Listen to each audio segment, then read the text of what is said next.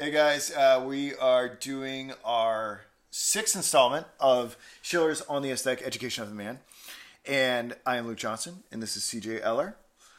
And we will be covering aesthetical letters 17 through 21 today.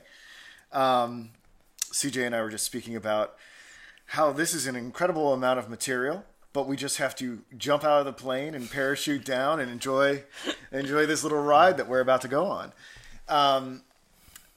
So like I've been doing for this podcast and the podcast with Jordan, I go back and I revisit the podcast, and I have to say I didn't really have any major objections to what we did last time. I thought we did a really good job. Usually there's stuff I want to clean up and but I think we kind of killed it. I think we kind of crushed it. Fantastic. What about you? How did you feel about the last one? I felt good. Yeah, I think that was a really strong one, at least. I mean, if anybody has any objections, they can bring I'm them sure forth. there could be. But I know. But at least in regards to concepts and terms, it felt good. I think we can move safely on to. It really, you know what? I feel like the last couple podcasts, we have a lot to cover today, but I really do feel like the last 2 podcasts we've done have made me more confident in what we're about to cover today. I felt like that material was probably the hardest material in the book thus far. That's very fascinating, because at least I feel like today it's going to be a little difficult for me. So, I mean, it's interesting at least how a lot of this stuff is very relative, at least, It's almost like, I guess maybe we think of like philosophy as being something different. It's almost like math, where like some people get, certain terms or certain ideas, while other people are like, what? Like, how do you understand that? That makes no sense. Where like, maybe last time I felt a little more comfortable with it, but like this time I'm kind of like, oh my God. And you're kind of like, oh, what do you mean? So, I mean, philosophy maybe is, kind of the same in that regard too, where it's just like some things you get and some things you don't. And maybe other people get it while you don't, but that's okay. I think that's great, where it's like having a conversation with somebody. I think you can help me. Yeah, I think I have a pretty good judge of your aptitude for this stuff. And really, I think today is kind of an extension of some of the things that we've already covered. So I don't think there are some crazy new words and terminology that Schiller's going to introduce into this conversation. But I think you already know it. You might just need a little help applying those terms to the concepts that you already know. That's really reassuring too, because I think you're going to be great. I think, at least for anybody trying to read this or like trying to wrap their head around it, I think Schiller does a good job of. The horse is still alive, but he beats this horse over and over again. Maybe that's not really good that the horse is still alive, but he almost kind of, we'll say he beats a dead horse in that sense. I mean, he just kind of says like, okay, this is the aesthetic condition. Man is made up of 2 things. Blah blah blah blah blah. And it's almost all the concepts are building off of those. So even if you don't really understand something, if you kind of say, oh, it's based on one condition. Oh, okay, so it's the outside, so it must be blah blah blah blah. Or it's the inside condition, it must be based off of blah blah blah blah blah. So I think that's the cool thing, at least with reading, of absorbing yourself into a text. I think like we were talking about before, is that you get this language and get these concepts kind of seeped into your being, and when you read it, and maybe there's something you don't understand, you kind of have a lexicon in your head where you can kind of make vague assumptions, maybe like we'll make in this podcast, about what certain concepts mean or not. So I think fun. You know what I think I'll do at the end of this podcast? I will cycle back around and I'll be like, CJ, that wasn't so bad, was it? Oh yeah. And don't say that yet. Yeah, and I'm gonna bet. We'll see. We'll watch the tape. I'm gonna bet at the end of this you're gonna be like, yeah, I kind of knew that all along. Let's find out. All right, let's roll the tape. Let's see what that experiment happens here. So Schiller thinks at the beginning of the 17th letter, Schiller believes he has done an adequate job. We can dispute this or not. We've called a lot of things into question. Sure. Sort of pictorializing what the rational concept of beauty and the rational concept of man is in its sort of universal form. Okay, in my opinion, he's going to add a handful of details to things that we've already discussed. Sure. Okay, so he talks about descending back into actuality after being up here in the clouds and contemplating what the ultimate essence of art and man are. He's going to come back down to reality. Yeah. And what does he find in reality? What he comes back and he engages man in his particularity, And does he find this united being who is elevated to his spiritual dignity because he is inhabiting the aesthetic condition and in witnessing something beautiful and feels his moral character and freely extends it to everyone? You feel like he wouldn't, though. He doesn't. He doesn't. So what does he find when he comes down from the mountaintop? Well, I guess doesn't he find maybe man in a kind of intense state, either in this kind of intense mind land, if you will, or maybe in an intense sensual. I guess So I'll break it down a little bit. So it's going back to what we've said at the very beginning. This is nothing new. That essentially he finds that men are given over to one impulse or another. Right? They're either excessively sensual or they're excessively formal. All right, and he introduces this new terminology, and you've already hinted at it, of tense. Okay. He also is going to introduce the terminology of apathy and lethargy. So it's not just so what's going to be interesting here is that before we just had two categories of what he will also call artificial man. That would be man sort of removed from sensuousness. When we talked about those individuals maybe being like kind of moralistically narcissistic and excessively rational and whatnot. And then there's sensual individuals who are beholden to their appetites. But if people can see this, he actually, if you're watching this on YouTube, he actually is going to subdivide those two categories of men even further. He's going to think that he has found some greater divisions with what he's already said. So it's not just like men are more beholden to sensuality or rationality. There are going to be tense and apathetic versions of these. And he creates a Punnett Square. Or I created a Punnett Square to understand these things. Yeah, so what does each square involve? So we assume that they each involve at least one side's more towards sensuous, the other side's more towards... Well, this is the interesting thing. He says that you can have a tense version of artificial man and a relaxed version of artificial man, and you can have a tense version of sensual man or natural man in his new terminology, or a relaxed version of natural man. Interesting. So what does the relaxed and the tense kind of imply? Does the tense imply more kind of sensual, like I'm really small, I'm trying to be like in my head, or maybe like the apathetic is more kind of like the. So which you want to talk about first? Do you want to talk about the tense people, or do you want to talk about I think the tense. In regards to either way, we're gonna kind of find the. All right. Well, because there are tense artificial men and tense natural men, we're going to talk about those. So the tense artificial man. And the artificial man being removed from his appetites. I conceived of the tense artificial man as someone excessively beholden to sort of objective thought.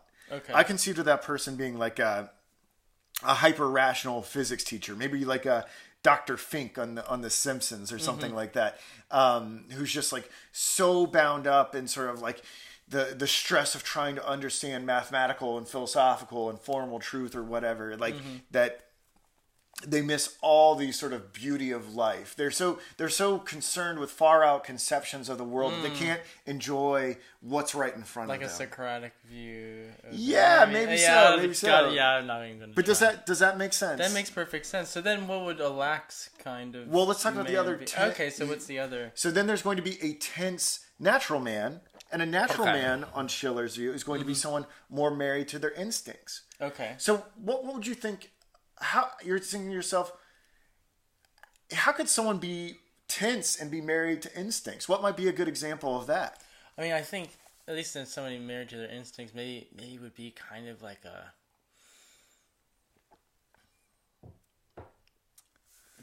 I don't even want to say like masochistic, kind of just like really like overtly central, like sadomasochist, like kind of like crazy, an addict, an addict, yeah. That's sexual or drugs or anything like that. Yeah, heroin addicts, alcoholics, sex addicts, like all these people who are so beholden to the desire that it runs their life, and just like there's the artificial man who's so beholden to like mathematical and philosophical truth or concepts or whatever, and just has to have more of it, which is probably, to be honest, me.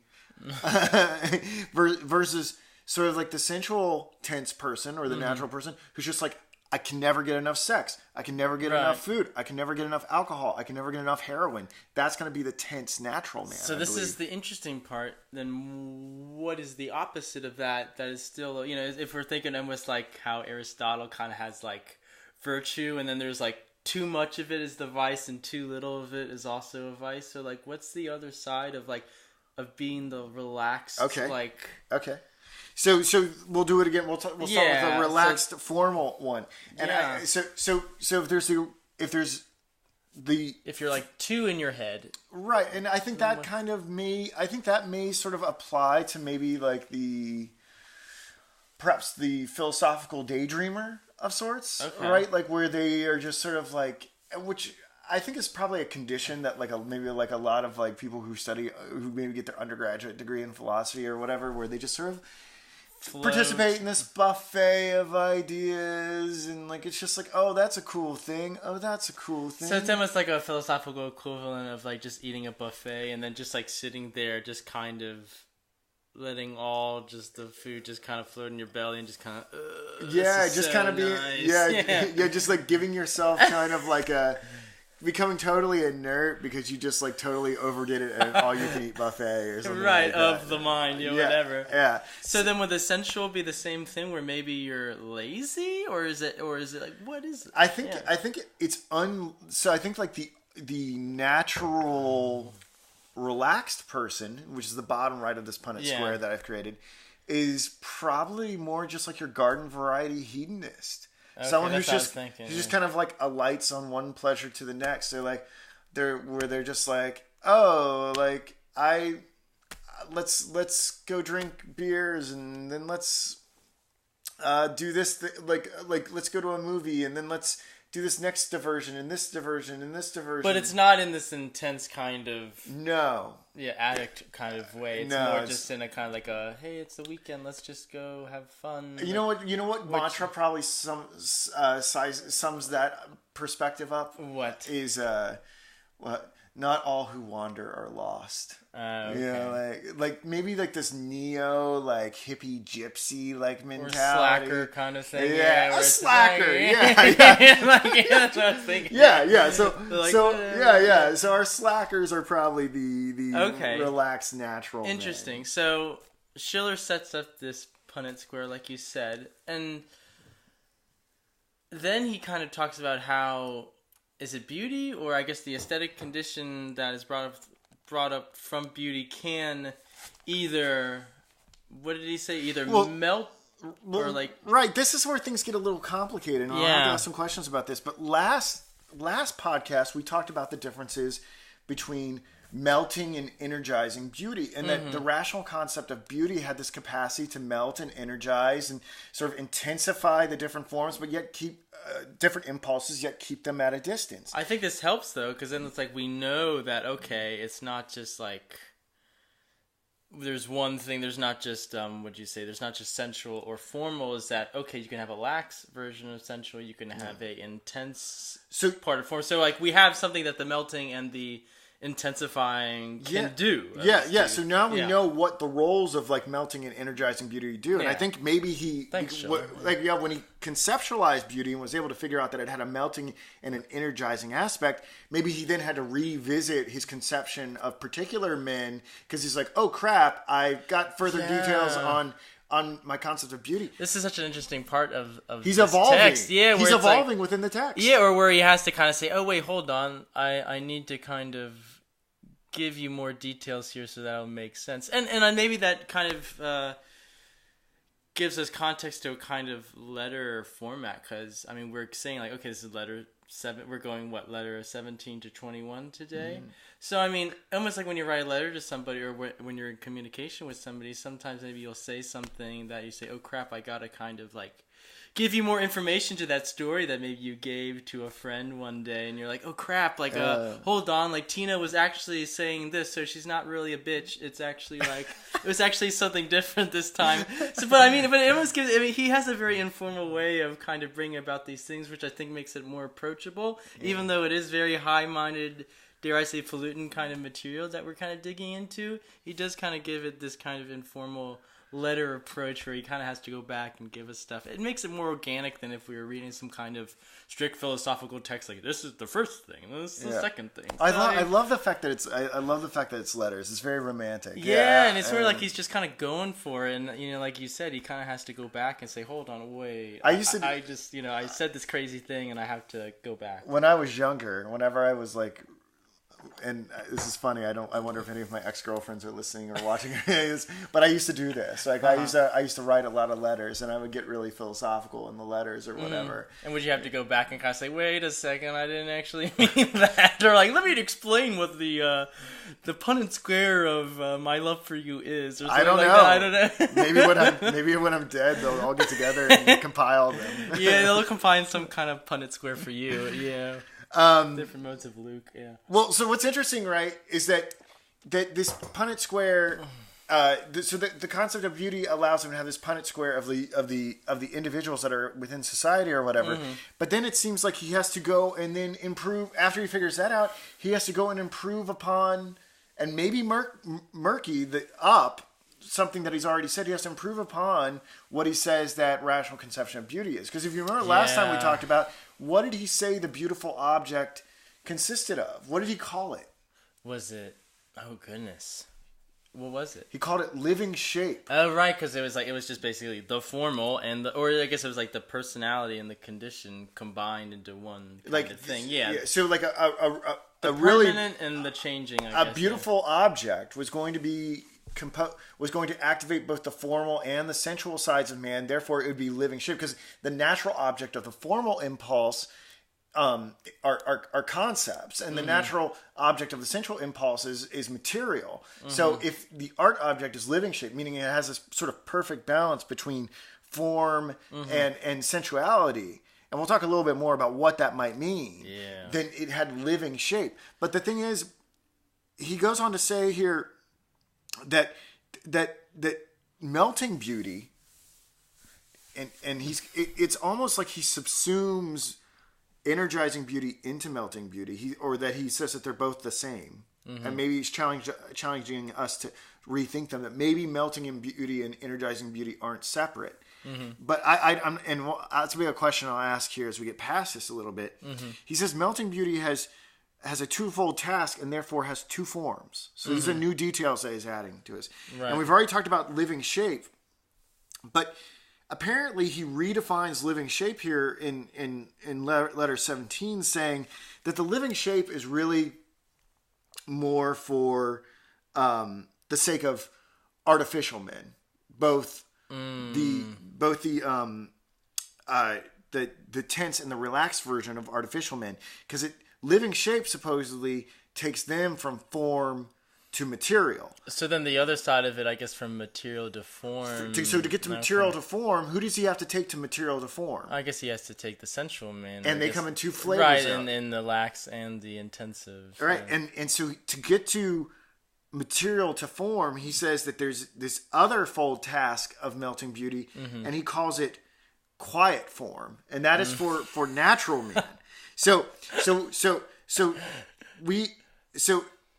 what's going to happen is that this twofold task of melting beauty is both going to relax and energize, depending on which aspect of it is put into place, whether the quiet form or the living shape. And I don't know, maybe they're indistinguishable. Maybe quiet form and living shape are like one and the same, and it's like predicated on the subjectivity of the being that's engaging the beautiful object. For instance, like, if we encounter an art object, where do you think you are in the Punnett Square? I think I'm... Oh, gosh, Is this like a Facebook kind of thing? Like, where are you? Yeah, like, I'm going to tell you what you are. Yeah, we can make a BuzzFeed. So we can make it...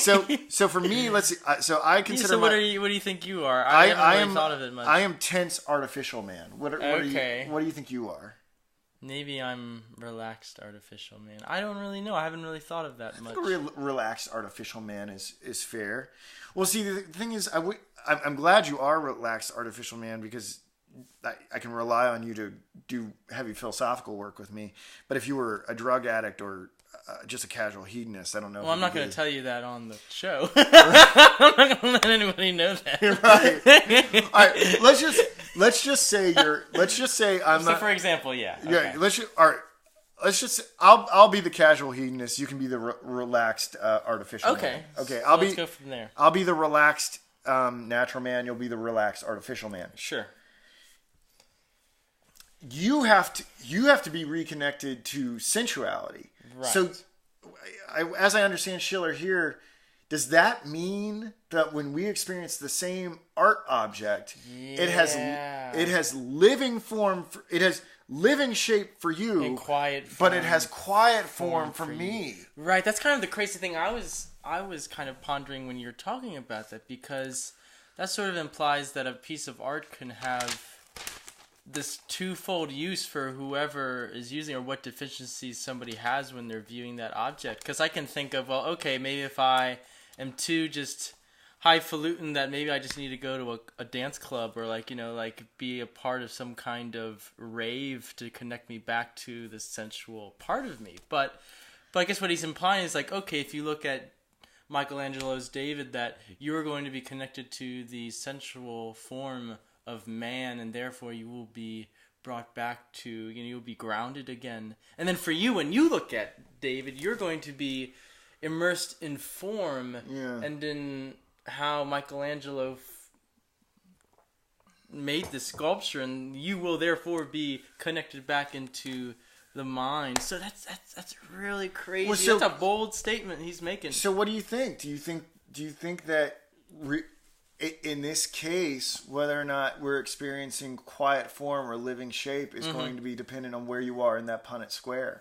Are they one and the same? Right. Yeah. I think that makes sense. Well, but at the same time, it's kind of tough to realize, because you think of maybe a piece of art having just like one, or like it'll be more leaning towards sensual or formal. But I think this is where his definition of what is a beautiful work of art kind of comes into play, because that almost means that, okay, a piece of art has to apply to both the sensual and the form. Oh, I guess that's what he's saying already, but he has to say, like, if you're too sensual, that this work of art is supposed to get you the formal, and if you're too formal, this piece of art is also supposed to take you back to the sensual. So, I mean, I think it's something he kind of talks about later, where he talks about the concept of beauty, not so much saying like, oh, it's like a balance between formal and sensual. He's just like, it's all in. It's got formal and sensual together, and they're all included. It's not just like we're like on a balancing scale. He's just like throwing the whole pot in, and it's just like, this is sensual and beautiful, all these things. So it's a lot to take in. Well, maybe this will help us a little bit. I further schematized it, and I tried to come up with all the different combinations with this new information that we have. Yeah. So what kind of combinations you got, or how are they relevant to what we're discussing? Yeah, let's see, to the viewer. Yeah, let's see how this. So, given everything that we've learned about tenseness, naturalness, artificialness, quiet form, and living shape, and relaxation and invigoration. Mm-hmm. So, one possible combination would be tense natural man who is relaxed by quiet form. Okay. Tense artificial man who is relaxed by living shape. Okay. Relaxed artificial man who is invigorated by living shape. Mm-hmm. And relaxed natural man who is invigorated by quiet form. And this is where it gets interesting too, because even if you say like, okay, natural man is going to, like, the formal is going to work with him, or for the artificial man, the sensual is going to work for him. But then you have these different modes where it's like, okay, but what if it's a tense natural man? What if it's a tense artificial man? Then these things have to, I guess that's what you're implying, is that these different things have to then work differently upon whatever the condition. I guess like do we call that like a precondition? Because it's like he's tense, but then, okay, now he's a natural or an artificial guy. I guess my only concern about the way that I've schematized it here is that. Do you think it makes it too easy, or no? It needs to be made easier. It needs to be made easier. Someone needs to do this to Schiller, because he can't help himself. He's too damn confounding. Yeah. But I think I wonder if I've oversimplified it, or if I've missed a point or whatever, and I should ask you about this. In my schematization of it, I have allowed for the quiet form and the living shape to both relax and invigorate.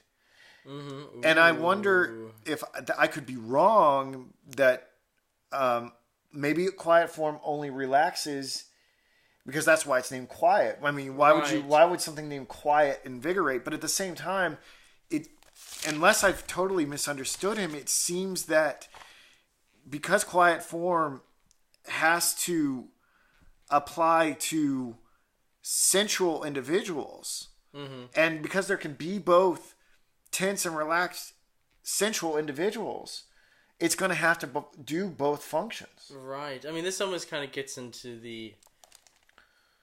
Its real function is marrying people of sensuality to form. Sure. But I feel like you're getting into... But as it does that, depending on where you are in the Punnett Square, it's either going to have an invigorating or a relaxing effect. I mean, you kind of get into the... I've sort of noticed this with Schiller. He's almost quasi... I hate to use the word quasi, but he's sort of like a Zen Buddhist in some kind of weird sense where he throws in paradoxes upon paradoxes where he's like, this thing does this, and then it also does the opposite of that too. Do you think he's doing it intentionally? What? Do you think he's doing it intentionally, or do you think he's unintentional about it? Or do you think maybe he's just kind of taking this, I don't know, maybe he's like this kind of, if we had to maybe plot Schiller on this Punnett Square, maybe he's like this relaxed, artificial man where he's just kind of throwing out all these concepts. Maybe they don't really make sense, but he's just kind of just going for it. He's just like, hey, quiet form, this form, that form, all these different things, and you're kind of just shaking your head saying, what are you saying, Schiller? But that's funny. He's going for it anyway, and you're kind of like, oh, okay, let's go do you think for it. Do you think he's wrong? I mean, do you think he's wrong by, you mean by this subdivision that we've been talking about? I think what's really fascinating about reading these texts for me is that we kind of describe, I think like you were saying about when we did Nietzsche, that it almost describes a psychological or just condition of man, and maybe an aesthetic one too. I think because at least with the Nietzsche, we kind of talk about Apollonian man and a Dionysic kind of man. And I think here, I think it's helpful, at least because I think it gives us another way to look at our condition. Whether that we be, that we can be natural and artificial, but then we also can be tense or relaxed within those constraints. So I think for me, it's really interesting to see how Schiller, or at least, I think the point of reading something like this or trying to grasp it is seeing a different way to look at our condition. And I think Schiller gives us one. And I think through using this condition, he's just like Nietzsche, he's going to give us some kind of, not so much solution, but maybe a purpose for art, or at least like what art can do, music, painting, whatever. Just like Nietzsche said, like, okay, we have these conditions, but this is what art can do for these conditions, or what these conditions do for art. I think I think Schiller is going to tell us, or I think we're already discussing that, okay, these are these conditions, and this is what beauty can do for them, and this is what these things can do for beauty. And we've already kind of discussed it anyway, at least with how quiet form and living shape go into these things. But again, I'm kind of reading these texts with you just to kind of get a sense of, okay, what are the different ways that these thinkers view what I am now, and how can I take these and use these to understand what the hell I'm doing on this earth. Yeah. Well, I hope it's having that effect. I think it is. No, and I think, just discussing this right now is quite revelatory in some way too, where you say, oh, interesting, where, there's not just a guy that, I think the tense and the relaxed part to me is what's really, to use a strange word, but invigorating, is because you think of just there's guy that's really, sensual, or a guy that's really formal, but you don't really think of, oh, there's a really relaxed sense or a tense sense, and then there's a really tense sense and relaxed sense of form as well. So I think it has been really helpful. But let's go on it's interesting. We're kind of coming up on a half hour or so on the first letter, which is fine. There's a lot. That's fine. That's the interesting thing too. At least, I feel like even like with Schiller is that he has an agenda, then sometimes he gets sidetracked, or maybe he has to go back in another letter and make up everything. So maybe in our next letter, podcast, we're gonna have to go back and kind of make up lost time or whatever. So yeah, no, it's fine. This all has been great so far. Yeah. I think we'll cover everything. I mean, the only thing that I really wanted to close out this particular letter with is, it does seem to be that melting and energizing beauty are indistinguishable. Mm-hmm. That they're really just one kind of beauty, but where you are in the Punnett Square is going to determine whether or not they are melting or energizing or whatnot. And we can be at different points in the Punnett Square at different stages in our life or whatever. So beauty is going to sort of not only appear differently to different men, but it's going to appear differently to the same man over different periods of his life. Ooh, that's big. Yeah. The only other thing I wanted to think about was how does beauty melt and energize? Like I loved your example of Michelangelo's David. I wish I could experience it right here and kind of see if it would bring me down and make me feel like, oh, I don't know, relaxed because I'm engaging the human form again and sensuality. Maybe it would get me in touch with that. I don't know what the point of Michelangelo's David is. I don't know if it's trying. I don't know what it's trying to do. Maybe it doesn't have a point, but I think it's really interesting. Let's just say it does have that effect. Can we even begin to speculate how it does that? Like how it gets me to stop obsessing about concepts and reminds me of my frame and my own sensuality again. Because that almost, I mean, if you figure that out, then you can almost kind of make a factory version of art. If you're like, okay, if Michelangelo does it by having the torso do this thing, so therefore it's going to affect this kind of relaxed sense. That therefore, I think maybe that.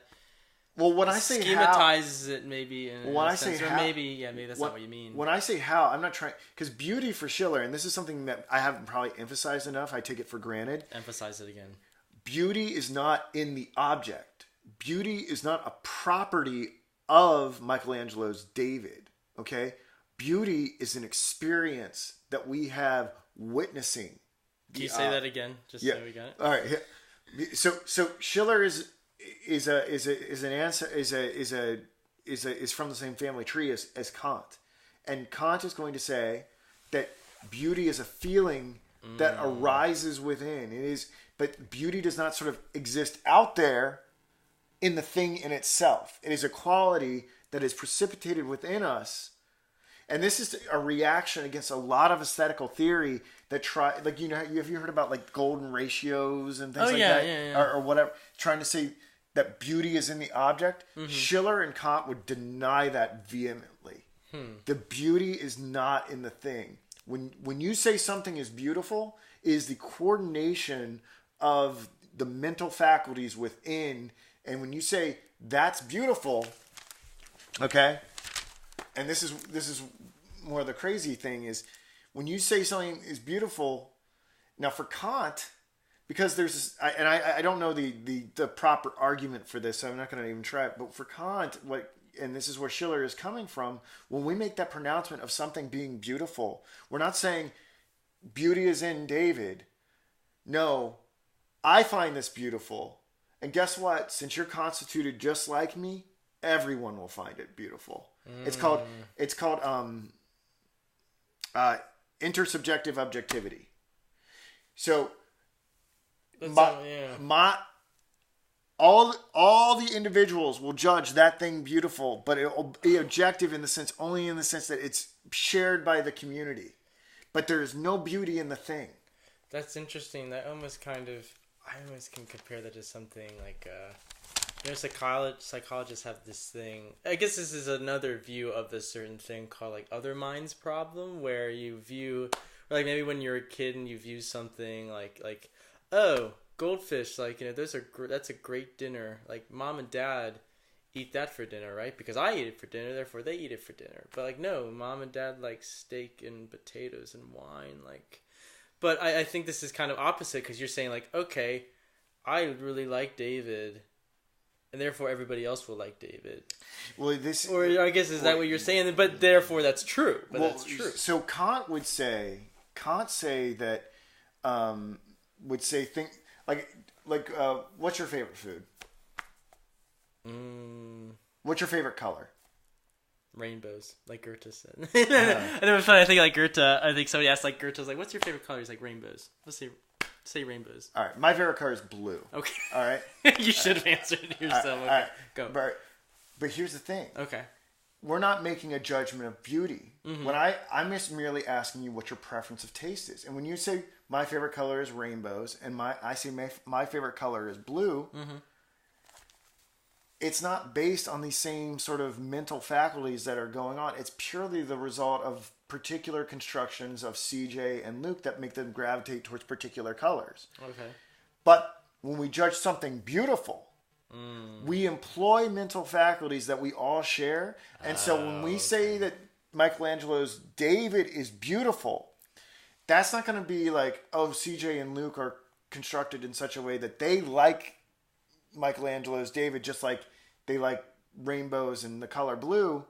No, this is a different category of judgment. So and this judgment is universal. So I guess this is where Schiller thinks that the word an aesthetic education of man can create a just state because it draws upon something that is universal among man, and that by activating that, then he can activate the sense of man that will bring about a just society. We don't know. That's still the thing that we're struggling with. Is right. that we can imply it, I guess, like with what you're saying. At least, like if you're exercising these if you're exercising these universal faculties, then you should be able to exercise them in moral ways as well.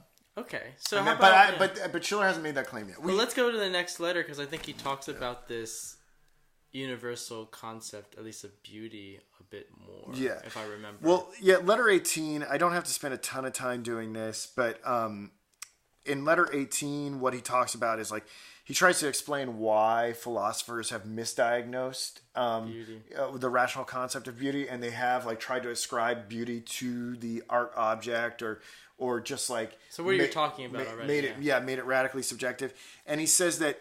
Philosophers fail in really two ways. They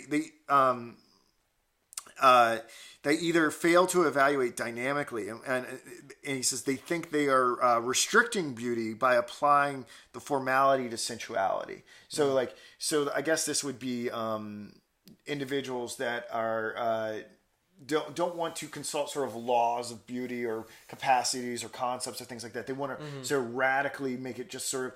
They want to make beauty the same sort of judgment as our favorite colors and things like that. Okay. And then and Schiller's response to that is that the freedom of beauty is not lawless. That the freedom that we experience in the judgment of something beauty is actually the result of harmony of laws, of faculties, of judgments. That accounts for the freedom of the beauty. It's not that it's sort of sporadic and it can be anything that we want it to be. And then the second way that philosophers get this wrong is they say philosophers are discerning only by intellect, but don't understand how sensuality fits in. These philosophers don't want to experience in validating their models. So this would be like individuals who say that. Like the beginning of Dead Poets Society, where there's have I used this example with you before? Maybe.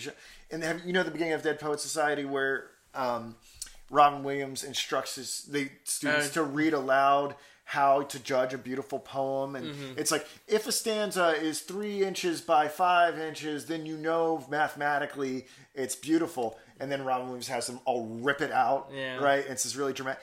Well, that was a big thing in aesthetics, that like individuals were trying to say that the beauty was in the thing and that it could be mathematically measured. But what Schiller's trying to say here is that when you do that, when you schematize beauty so much, you exclude so much sensual reality from it. And that truthfully, it's got to be about getting the formality and the sensuality together. And that's letter 18. So now I can move on to letter 19.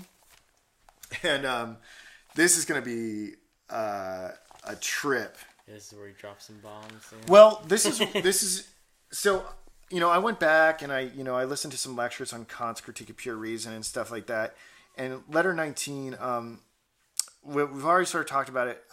I don't know if this is Kant's language or Schiller's reformulation, but what I'm going to tell you here is like what we've already discussed in some ways already. So he's either lifting straight from Kant or reconfiguring it a little bit, and so what he does first is he talks about active determinability. Okay, and you're like, what the hell is active determinability? Yeah, that's exactly what I want. And all that means, you know how I said at the beginning, you were just like, I don't know if I know what you think I know. Sure, yeah. All that active determinability means applying a concept to the manifold of intuitions that are presented to consciousness. Okay. Putting a limit on something. Okay. So like, stimuli are presented to your sense apparatus. And for Kant and Schiller, you put a concept on it, and that's how you get reality. So the concept's kind of cage in this. Yeah. Experience. So when you put a concept to sensibility, that is active determinability. You just didn't call it that. You just said I'm putting a concept to sense stimuli. Okay. But now Schiller has a name for it: active determinability. So then, how about passive determinability? So he talks about passive indeterminacy or indeterminability. And this just means when the manifold of what's being presented to sense perception or whatever doesn't have a concept, and so it's just like this aggregate of sensations that we can't make sense of, and he actually calls that, interestingly enough, empty infinity. So active determinability and passive indeterminacy are just this. Active determinability, concept to sensibility. Passive indeterminacy is just the manifold of sensation with no concept. And it creates an empty infinity.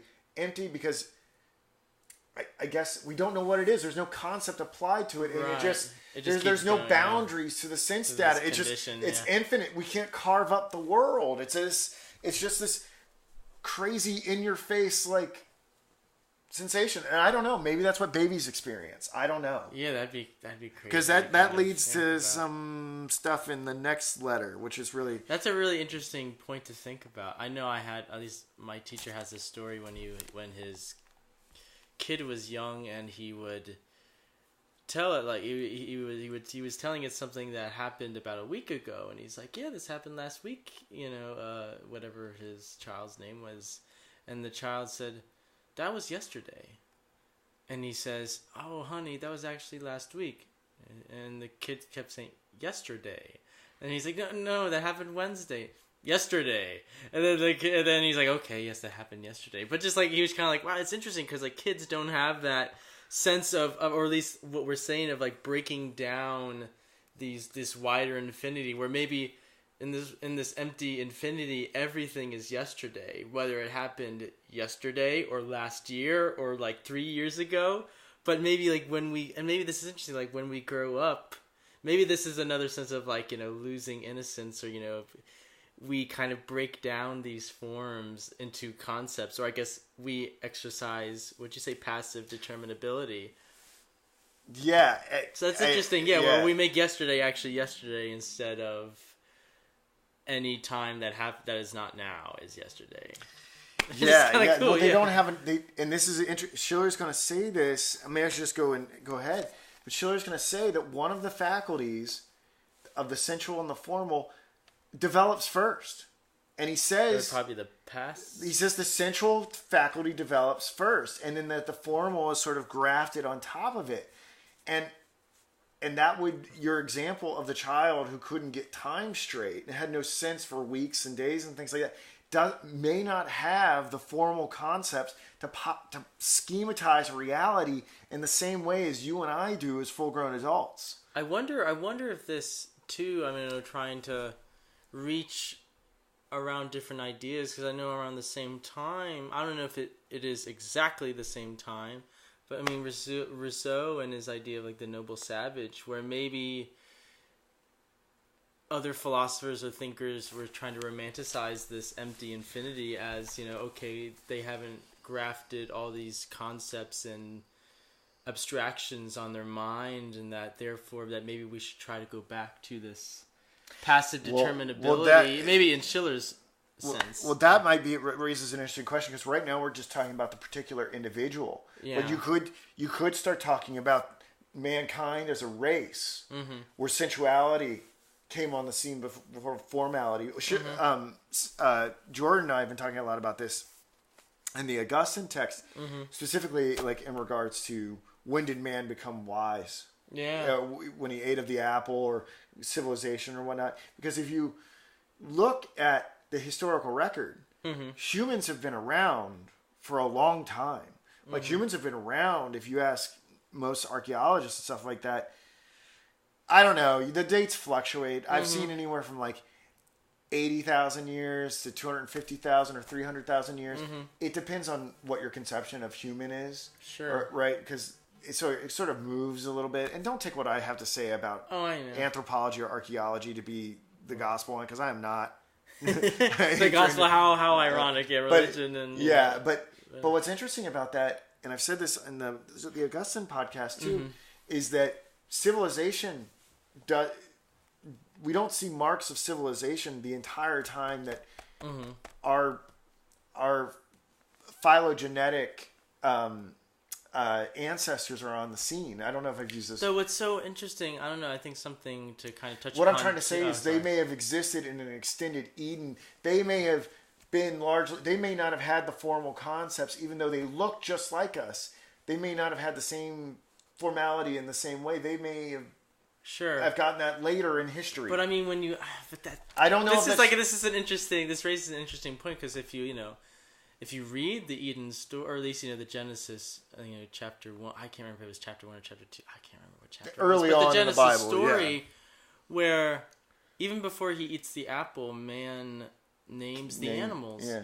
He names the animals before he even has. He eats before he even knows he's fucking naked. He can name the animals. The animal kingdom. Yeah. You're like, what? And then if you think of I guess, cavemen or whatever, they were able to draw the animals they were hunting. Maybe they were scared of the animals, and therefore, they had to draw them out to kind of give them some kind of identity. Yeah, who knows why they painted them, but is that before they had this kind of, what are we calling it? Not passive, but active determinability. Before they could graph concepts on, they could...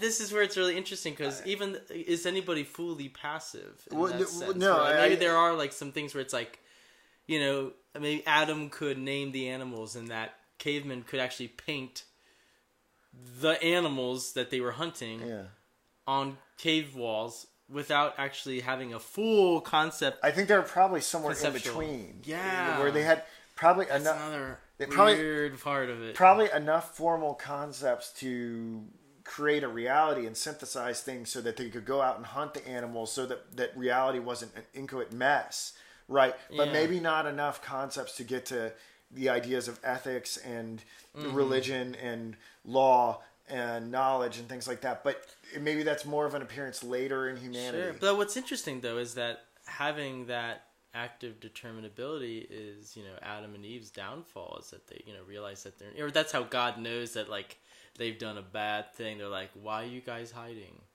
You guys know you're naked. What happened? You ate from the tree of knowledge. You ate from the tree of active determinability. I guess if we want to talk about it that, where it's is there maybe we've been talking about it and I'm just kind of using a different language for it, which is I think kind of summarizes Schiller in a nutshell, but taking different terms and just kind of, they all mean the same thing, but kind of placing there. Is there too much? Can there be too much passive determinability? I guess is what I'm curious about. Because if we're talking about how there can be this flux in between, can there be too much too much active determinability, where maybe it is the we call that the aggressive or the intensive kind of artificial man. Yeah. If we're too heavily on one side or the other, it's obviously going to be bad. let's. So we talked about those two determinabilities, which is really interesting. So then, what else does he talk about in that? Well, he was saying that it's really. I should have listened to his admonition here because he says it's impossible to scrutinize where these universals come from. So thanks, Schiller. It's like, I'm gonna. Yeah, I could have stopped us, but he just says they're buried way too deep in our human history. I can't really figure out how we got them, but we got them. But what's interesting, I thought was super fascinating about this last part of the letter, and then we should move on to closing out the discussion here, because there's still a lot I want to cover in letter 20. But what he says, this whole notion of there being active determinability and empty infinity. He says that without limits, you get no reality. And it's because of limits that we're actually able to get to things that like the infinite or like eternity. So being able to create by marrying sensation with a concept and getting a moment in time, like the present, allows us to extend that conceptually into every direction. And that's how we get a true concept of infinity. Right, or eternity. So it is the very fact that we are limited by concepts that allows us to have the most magnificent, unlimited concepts. That makes sense. Or even, I almost think of that in the sense how some people think infinity, almost like if we're going back to thinkers like Nietzsche, who thought that the world was, or that it was just this circular, that time was circular. So maybe this is infinity in a different sense, where it's a limited. I guess, is that saying that, like, infinity is limited? Or are you saying, like, through the limited we can grasp through the limited, unlimited? Yeah, or I don't know if we can grasp it, but we can definitely try to articulate it. But if we weren't able to apply limits to sensibility, we wouldn't be able to talk about infinity. Right. Like so it's paradoxical. We may be... We are able to have a rational concept of infinity, paradoxical as it is, only because we have enough formal cultivation to apply a concept to a moment and then rationalize it out. No, I think that makes perfect sense. It makes sense. Yeah, it makes sense, but it's very... Can we really say what infinite is? Because, like, people use the word infinite all the time. Like, people say the universe is infinite. Right. Do you think the universe is infinite? I don't think my mind can even wrap around that idea of infinite. You know, if you think of, like, I don't know, maybe like in the sense of a God, if we say, you know, God is infinite, or that he's infinitely wise or infinitely powerful, it's like I can't even grasp what that even, or like, you know, if we say like God only understands what's beautiful. And I don't know. It's like you can't understand. I know the infinity of God. I can't understand. No, but I don't think I can understand infinity. But I think, like you said, we can articulate it. But I'm saying, like, people use the word infinite wrongly. A physicist can come on here and correct me. Okay, tell me how these views are reconcilable. Okay, an expanding universe and infinity. How can something be infinite yet continue to expand? That's a contradiction, and probably wrong. The universe probably is just super massive, and it's probably better to say it's indefinite. We just don't know how big it is. Though, I mean, there's interesting math. I mean, math has interesting ways to put it. I can't remember who the mathematician. I can't remember who the mathematician was, but he had this I don't even know if you call it a paradox. Maybe it was a paradox, but where he uses this hotel problem, where it's like, okay, this hotel has an infinite amount of rooms, and yet it is always vacant. You can always move somebody one room down and put another person in there. You can always move. So, in a sense, like, I can't remember how he gets to that, but it's like... Is math infinite? Yeah, math is infinite. Infinity can be quantified. I guess he's saying, like, you can quantify infinity. You can do, like, infinity plus 1, infinity plus 2. Like, you can like, it's not going to go on for... But is math really? This is great. Is math really growing? So we say the universe is expanding as a result of our observation of it. But when we get the sense that math is growing, it's not so much the math is growing; it's just our understanding of the math is growing.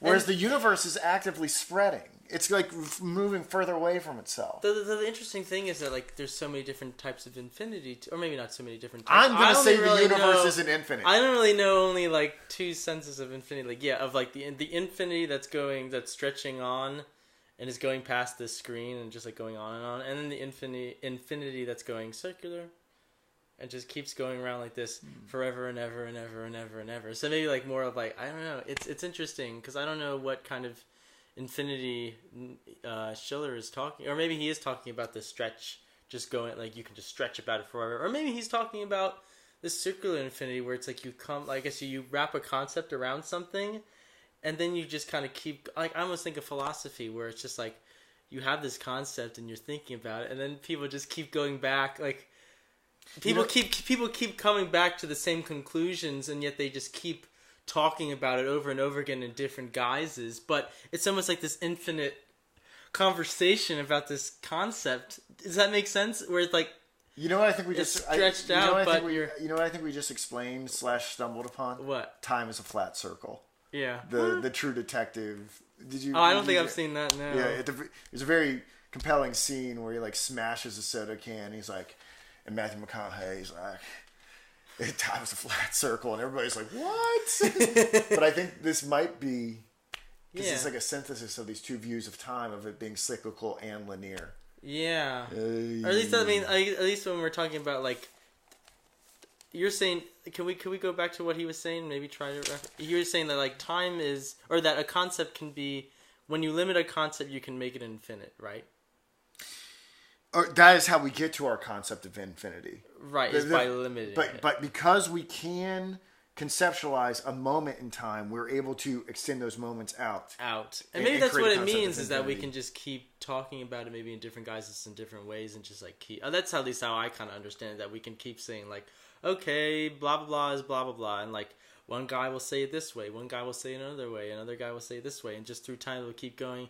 It's almost like that, I mean, it's almost like that thing, I can't remember who said it, where it's just like Plato, like, you know, Plato will again teach his lessons. He'll have his Lyceum or whatever again, and we'll all kind of go back to the way it was once again, where it's just like we're just going to keep saying these concepts over and over again. Even if you didn't listen the first time, you're going to listen, you know, nobody heard you the first time, you're just going to say them again. I don't know, it's crazy. But how does that connect to what we were talking about again?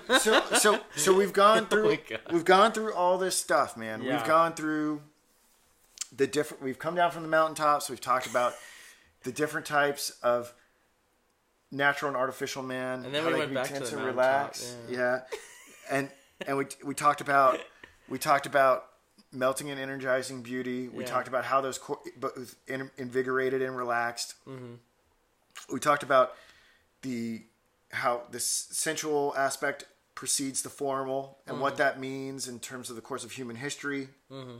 We talked about how we talked about this sort of jargon that allows us to get massive concepts like infinity, and explains to us a little bit more about how we fashion a reality. Mm-hmm. So all this is to say, we're going to come back to this full circle. Mm-hmm. I mean, all of these things are supposed to help us understand more how the beautiful object, when it's presented to us, calibrates those formal and sensual impulses and puts us in that aesthetic condition with the play impulse, so that we can have that elevated sense of being that will allow us to usher in the just state. And we have covered everything that I wanted to cover for today because of that. Okay, great. So now I'm going to ask you, I made that little bet at the beginning of the podcast. You were like, oh my God, I don't know if I know what we're going to talk about today. And I said, CJ, everything we've talked about here, it just has different names and maybe a few more details. Mm-hmm. Did you know at the beginning of the podcast what you know now? Was I right in assessing that you were well prepared for today? And I don't even think you're assessing just myself here. You're assessing, I think, everybody that's listening to this and maybe trying to tackle this text. I think in a sense this text can be really confusing and just really just kind of balls to the wall, that he's just, throwing all these things out. But I think people, myself included, maybe have more knowledge when they read this, or at least when they're trying to listen to this podcast. If they've listened to previous ones, they have more knowledge than they think they have. Mm-hmm. And that what's really great, and again, I'm going to say it again, is that Schiller keeps coming back. He builds upon concepts, which I think is a really cool. I mean, it makes sense. I mean, he's supposed to build upon what he's talking about. We just added a few wrinkles. Right. You knew the story, and I think people know the story too. Yeah, exactly. People will know the story. We just added maybe like 5 or 6 details. Like I was saying, the past couple podcasts where we did like this massive introduction of conceptual work. You just now know what active determinability and passive determinability, what that means, an empty infinity, and you can throw around these fancy words. This is a great example for, I think people that might be scared of reading a text like this, or of trying to understand any kind of tome or teaching from some kind of philosopher, is that, okay, you kind of start by developing a vocabulary or a general vocabulary, and then it just gets built upon a little bit, and then you just kind of, he just keeps taking you, he or she just keeps taking you down that thought process. Yeah. So I mean, it's not as bad as it seems. It doesn't hurt as much as you think it would. I mean, serious though. But yeah. I think this is a good lesson for anybody that's, myself included, that's sometimes intimidated by a text like this. Is where like sometimes like, don't worry, these guys, as much as like you think they're trying to confound you, they're also trying to lead you, down this path, with them. Granted, some of these philosophers might be just trying to just like go full-fledged out without you, but I feel like Schiller might be just kind of, he's writing in a letter, for goodness sake. He's not like just writing these letters to himself. He's writing it to somebody else, and he's trying to say like, hey, I got this idea of art helping us as a society. Like, let me show you this. Let me take you step by step how this can work and how we can all live in a better world because of this. So, I mean, I think, again, I don't think it's so much about me understanding it. I think it's about everybody understanding, people listening to it, people trying to read this. I think this is, I think it's good. Yeah. So. Right on, man. Well, let's stop and let's go play some music. Okay. All right. See you guys. See you next week.